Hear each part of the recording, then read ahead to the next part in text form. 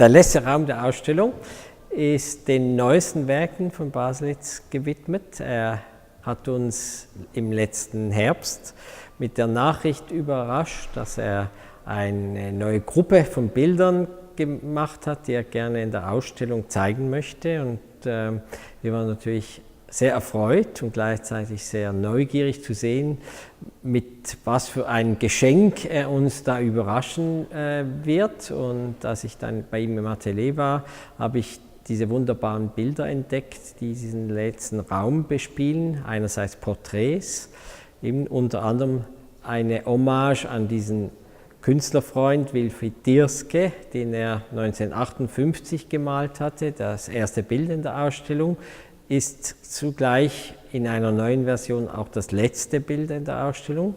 Und daneben großformatige Figuren, Aktbilder. Das größte ist hinter uns zu sehen. Ein Glücksfall für uns, dass dieses Bild in unsere Räume gepasst hat. Und Sie sehen, auf den Millimeter genau gepasst hat. Und dieses Avignon AD-Bild ist ein wunderbarer Schlusspunkt der Ausstellung, weil er fasst eigentlich sehr vieles zusammen von dem, was die Qualität und auch die Einzigartigkeit von Baselitz Kunst ausmacht. Sie haben diese Konzentration auf das Figurenbild, auf den Akt. Wir haben ja bereits im ersten Raum zum Beispiel diese Figur eben im Bild Die große Nacht im Eimer gesehen. Diese sehr strenge, sehr einfache Kompositionsweise von Baselitz, also diese Figur bildparallel anzuordnen, freizustellen, eigentlich von allem Anekdotischen und Überflüssigem zu befreien.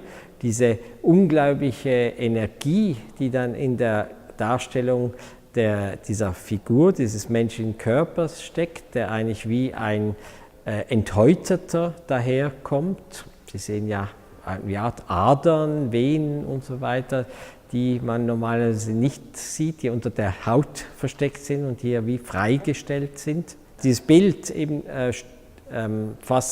steht eben auch für diese Ehrlichkeit, Offenheit, Direktheit, Schonungslosigkeit, mit der Baselitz von Anfang an eben seine Bildmotive umgesetzt hat.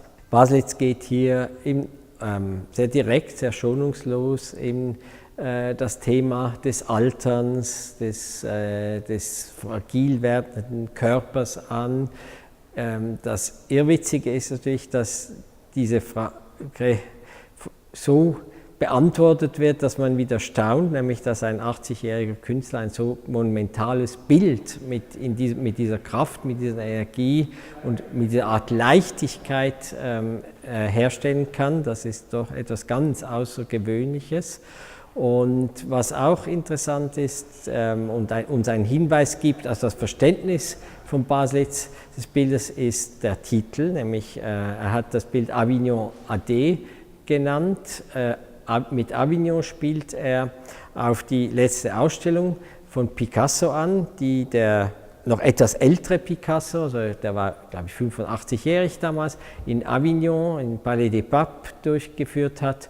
Und diese Ausstellung 1970 stieß einerseits auf großes Unverständnis, weil man mit dieser Malerei überhaupt nichts anfangen konnte. Also dieses Spätwerk von Picasso wurde von den meisten Leuten abgelehnt.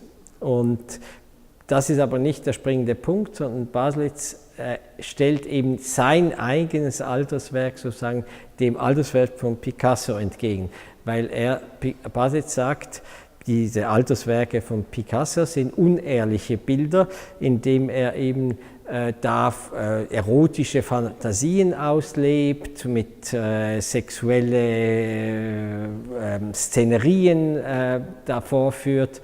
Und das ist nicht sozusagen die Realität des 80-jährigen Künstlers, sondern die Realität des 80-jährigen Künstlers eben diese Gebrechlichkeit und so weiter, wie er das in seinem Art monumentalen Selbstbildnis uns hier in der Ausstellung als Schlusspunkt zeigt. Ein Auslöser für das Bild war, so wie Baselitz berichtet, ein Traum, den er gehabt hat und in dem er es eben sich als gespaltene Figur gesehen hat. Und das ist auch wieder interessant, weil es führt uns eigentlich auch auf die Anfänge seines Werkes wieder zurück. Also die frühen Bilder sind ja eigentlich alles innere Bilder, also sind Bilder zwischen Traum und Wirklichkeit, zwischen irgendwelchen obsessiven Phantasmagorien und eben auch Erlebnissen, Erinnerungen, die er verarbeitet hat. Und man sieht in diesen Bildern, dass das auch auf andere Weise, aber auch Bilder sind, die eben Träume, Erinnerungen, auch Ängste natürlich, die anstehen, verarbeitet.